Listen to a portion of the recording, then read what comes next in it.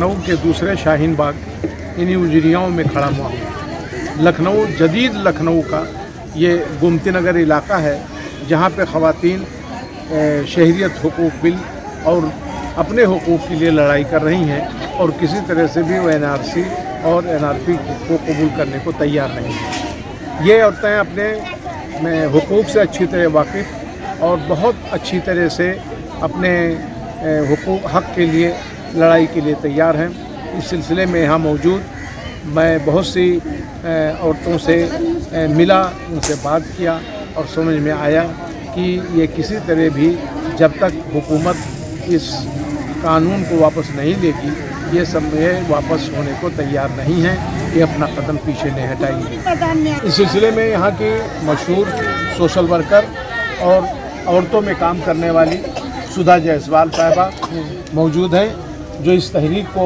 आगे बढ़ाने में इनकी मदद कर रही हैं। उनका कहना है, हमारा ये कहना है, हमारी महिलाएं इतने ठंड में इतने दिन से धरने पर बैठी है तो सरकार को सोचना चाहिए, इनसे बातचीत करना चाहिए।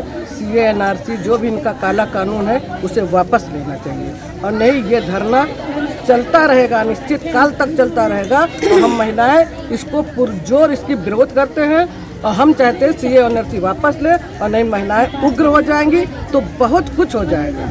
यहाँ पर अभी महिलाएं उग्र नहीं, केवल चुपचाप धरने के ऊपर है। और अभी जितनी सामाजिक कार्यकर्ता महिला, क्योंकि महिला की कोई बिरादरी नहीं होती है, महिला केवल महिला होती है। हम लोग इसलिए अपनी महिला बहनों को मदद करने के लिए हर चीज़ से, तन से, मन से, धन से और यहाँ पर अपनी महिलाओं को मदद करेंगे और ये प्रदर्शन हमारा जोरदार चलेगा। नुज़हात साहिबा, इस सिलसिले में NRC की वापसी या CAA की वापसी के सिलसिले में आपका क्या कहना है? मेरा बहुत कुछ कहना है। पहले जब से इन लोगों ने तमाम कानून लगाए लेकिन कोई कुछ नहीं बोला, इससे इन लोगों की हिम्मत और बढ़ती गई। हर चीज़ बंद, हर चीज़ बंद, गलत गलत कानून लगाना, ये सब करना। अब CA NRC और ये सब ले आए हैं।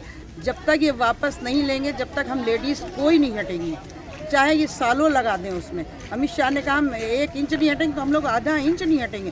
भाई क्यों हट जाए? हमने इनको सबको, सब बहनों ने, सब भाइयों ने मिल के वोट दिए तो ये लोग इस काबिल बने। आज हम ही लोगों के लिए आ गए हैं गड्ढा खोदने के लिए कि इनको निकाल दो, इनको। आप कोई कागज़ नहीं मानेंगे, कुछ नहीं मान रहे हैं तो बताइए क्या किया जाए इनके लिए? ये तो बिल्कुल अंधा कानून है। कानों में रुई लगाए बैठे हुए हैं कि कुछ बोल रहे हैं, कुछ सुन ही नहीं रहे हैं।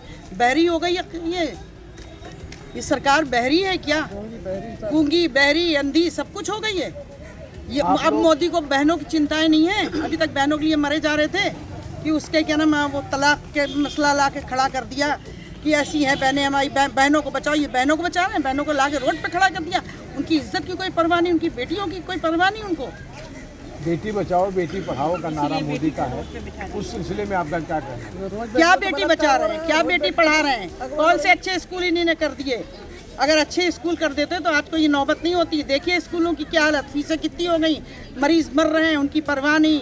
डॉक्टरों की फीस इतनी हो गई है, सब हो गया। कुछ देखते हैं, कुछ ध्यान देते हैं? उन्हें तो बस बाहर जाना और अच्छे सूट, महंगे सूट पहन के दिखाना है और कुछ तो करना नहीं है इसके अलावा। अपनी जेबें भर रहे हैं, अपने आप खुश हैं, बस खुश हैं। आज तक उन बच्चों को फांसी देने का हुक्म आया किया? कितने दिन से टल रहे हैं? क्या कानून ऐसा होता है? CA NRC इनको बहुत अच्छा मिल गया तो लेके दौड़ पड़े।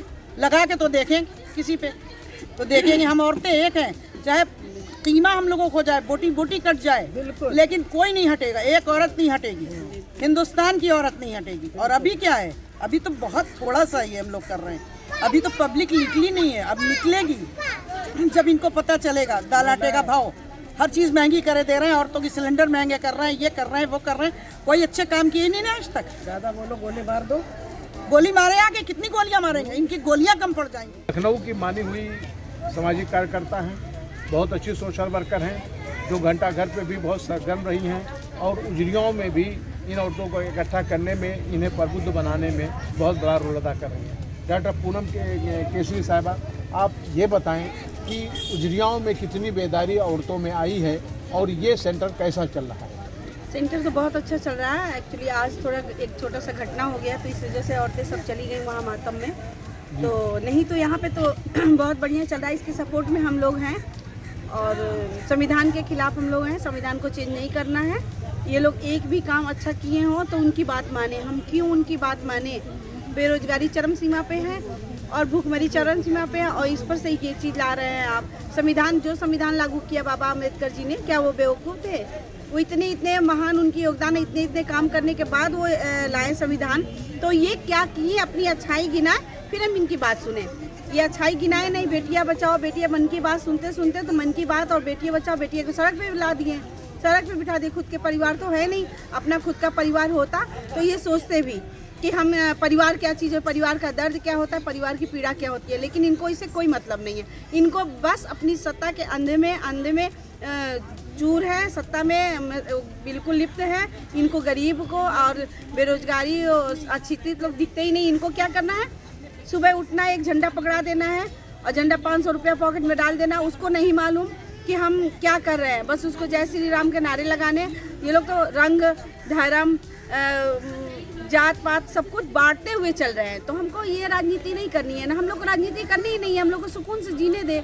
हम लोग को इस चीज़ से NRC CA NRP सब वापिस ले लें ये लोग, बिल्कुल इसकी कोई ज़रूरत नहीं है। अमन चैन से रहने दें और हम लोग संविधान के खिलाफ बिल्कुल नहीं जाने वाले। जो संविधान लागू है उसके हम लोग सैल्यूट करते हैं, उसकी इज्जत करते हैं, उसी को हम लोग लेके चलेंगे।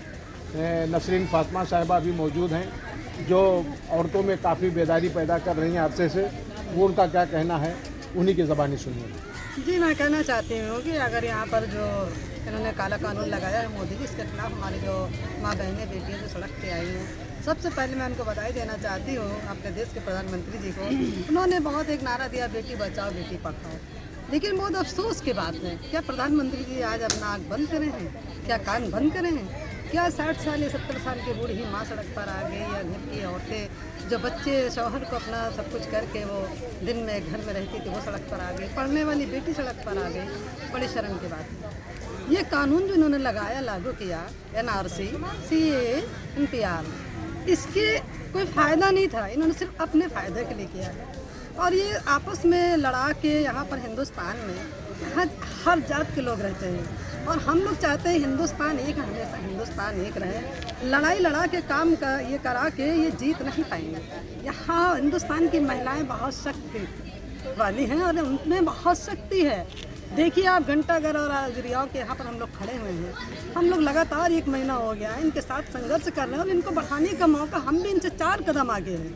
इनका कोई भी कानून हम हमारी बहनें मानने को तैयार नहीं है।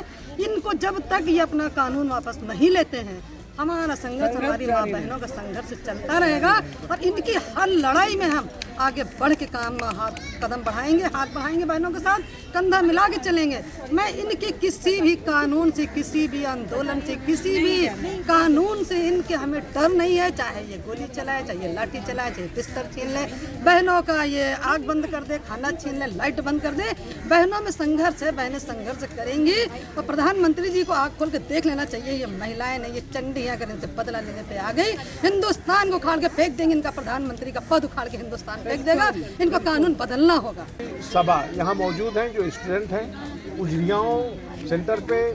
ये औरतों के एहतजाज के साथ बैठी हैं अपने हक के लड़ने के लिए और अपने हकूक़ और अपने कानून और अपने आइन से बहुत अच्छी तरह वाकिफ़ हैं, जिसका नॉलेज इनको है। सभा, तुम्हें क्या लगता है कि NRC और NPR से कौन सबसे ज़्यादा नुकसान में आएगा? सर बस इतना अपनी गवर्नमेंट से पूछना है कि जिनके पास खाने के लिए पैसे नहीं है, जो डेली वेजेस में हैं, जो डेली कमाते हैं, खाते हैं, रोज़ कुआं खोदना, रोज़ खाना, तो उनके पास कहाँ से आएगा पेपर्स? कहाँ से वो अपने पापा, दादा, परदादा कहाँ से वो ले सकते हैं? जिनको गरीबों का पेट नहीं भरता है ये इन सब चीज़ों से, उन्हें तो पैसा चाहिए, एम्प्लॉयमेंट चाहिए। हम बताइए, इतना पढ़ रहे, हमारा एग्ज़ाम का टाइम है, उसके बाद हम यहाँ प्रोटेस्ट में बैठे हैं, कैसे सब चलेगा? क्या हो रहा है? कहाँ हमारी ग्रोथ क्या है? गरीबी, GDP क्या से क्या हो रही है हमारी? एक बार हम लोग कहाँ पहुँच गए थे 8 पे, अब हम 2.5 पे, कुछ पता ही नहीं क्या हो रहा है। आप समझ ही नहीं सकते कि हम लोग को रोज़ करना है, रोज़ खाना है, रोज़ पकाना है, हमारे एग्ज़ाम है, सब कुछ हमें पता है, लेकिन आप ही नहीं समझना चाहते हैं। लोगों के पास पैसे नहीं, वो रोज़ का रोज़ काम करते हैं, रोज़ का रोज़ अपनी कमाई करते हैं। अब वो पहले नोटबंदी में लगे थे, अब ये यहाँ इस लाइन में लगेंगे, कैसे क्या होगा? कुछ समझ में ही नहीं आ रहा है। गवर्नमेंट जवाब ही नहीं देना चाहती है। यहाँ गोमती नगर में उजरियाओं सेंटर के ऊपर नई नस्ल की भी लड़कियाँ मौजूद हैं जो एनआरसी और सीएए के ख़िलाफ़ आई हुई हैं, उनमें से मैं खड़ी हैं आप, अपना नाम बताइए। बुशरा का कहना है, क्या कहती हैं आप एनआरसी के खिलाफ, इसके खिलाफ क्यों प्रोटेस्ट कर रहे हैं? जी, मैं एनआरसी और सीएए और एनपीआर इन तीनों के खिलाफ प्रोटेस्ट कर रही हूँ, क्योंकि एनपीआर भी इसमें हमें अहम रखना है, क्योंकि एनपीआर फर्स्ट स्टेप है एनआरसी का। एनपीआर नहीं होगा, एनआरसी नहीं होगी, सीएए भी नहीं होगा। ये तीनों के मैं खिलाफ हूँ, क्योंकि हमें इंडिया में एम्प्लॉयमेंट चाहिए, एजुकेशन चाहिए, मेडिकल सिस्टम अच्छा करना है, ये सब हमें अच्छा करना है। ये तीनों कानून हमें किसी काम का सिर्फ पैसा वेस्ट करेंगे, हमारा ध्यान उड़ जाएंगे, पब्लिक का ध्यान उड़ जाएंगे, लोगों को, आम जनता को परेशानी उठानी पड़ेगी। इसमें किसी को दिक्कत नहीं होगी, जितने भी सत्ता में हैं, सिर्फ आम जनता ही परेशान होगी। और ये कानून संविधान के खिलाफ है, ये डिस्क्रिमिनेशन क्रिएट कर रहा है। डिस्क्रिमिनेशन नहीं होना चाहिए, ये हमारे संविधान के खिलाफ है। हम अपने संविधान के लिए खड़े हैं, अपने संविधान को बचाने के लिए। जो इस तीव्र सिनी के बावजूद उम्र के इस हिस्से में 100 से ऊपर क्रॉस कर चुकी हैं, इसके हिस्से में भी अपने नई नस्ल के लिए बहुत फिक्रमंद हैं और चाहती हैं कि किसी तरह से भी इस कानून को हटना चाहिए, क्योंकि आने वाली नस्लों के लिए वो एक पैगाम देना चाहती है। मैं उजरियाओं से मशरिक़ न्यूज़ के लिए कुतुबुल्लाह।